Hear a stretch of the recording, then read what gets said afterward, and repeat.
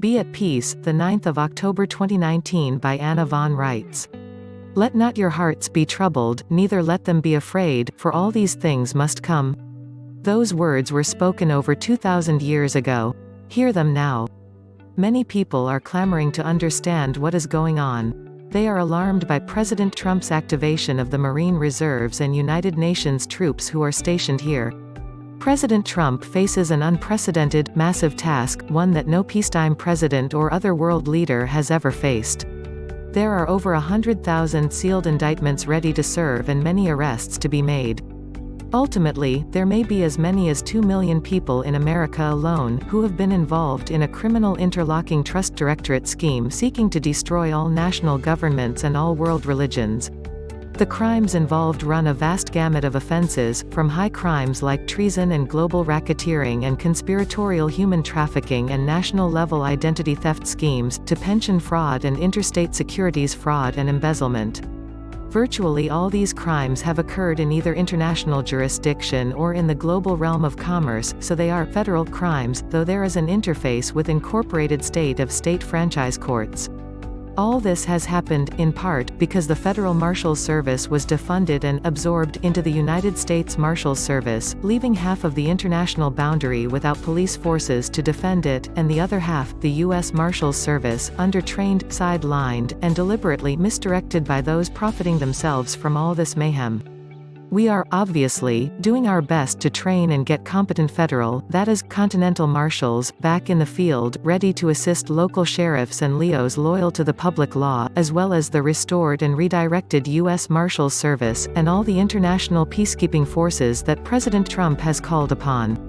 President Trump has called upon Marine reservists on our land jurisdiction, so there is no reason to be concerned about any ability of the British Queen to countermand or take control of their command structure.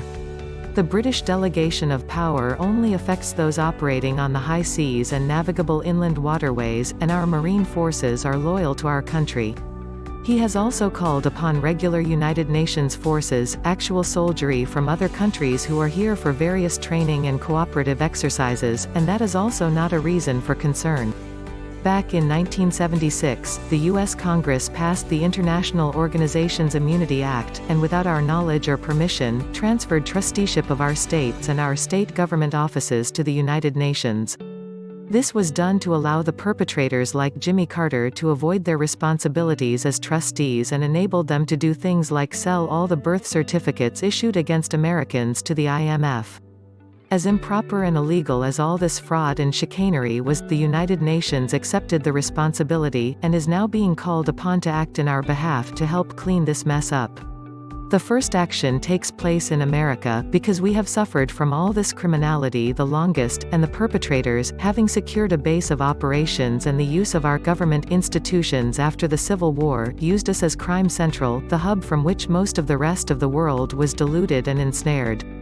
As a result, the records of their wrongdoing and much of the paperwork associated with it, have been stored and executed here in America. They used us as their criminal HQ, and hoped that when the poo hit the fan, the rest of the world would blame the Americans. That's why there has been such an effort within this country to indoctrinate Americans with the notion that they are all U.S. citizens, and at the same time, an equal effort to indoctrinate the rest of the world to think of U.S. citizens as Americans.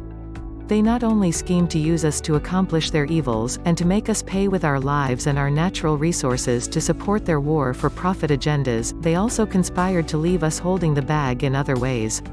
They intended that we would take the blame for all the atrocities and thievery that they have visited upon other nations, in our names.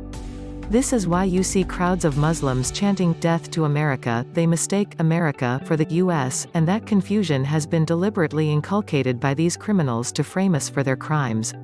I look at all this with the hoarse sense of a great-grandma. Yes, when you clean house, you are going to kick up a lot of dust. About halfway through the process, things are apt to look worse and more confused than when you started. So long as you keep moving ahead step by step with the process, it all gets done, and everything gets sorted out, and at the end of the day, the place is clean and orderly, and you can live in your house in comfort again. President Trump promised to drain the swamp, that is, to clean house. Like every other promise he made, he has kept his word. I can think of no other American president of recent vintage who has done so. We are going to have to move both a lot of dirt and a lot of dirty people aside to get the job done. So be patient, be at peace, do your part to restore America by declaring your political status as an American and joining your state assembly, and stay the course as Trump has done. Remember that this is not about politics, race, religion, sexual preferences, or anything else like that. It's about crime and treason and attempted world domination by international and global criminals. We have to endure the scouring process to get a clean house.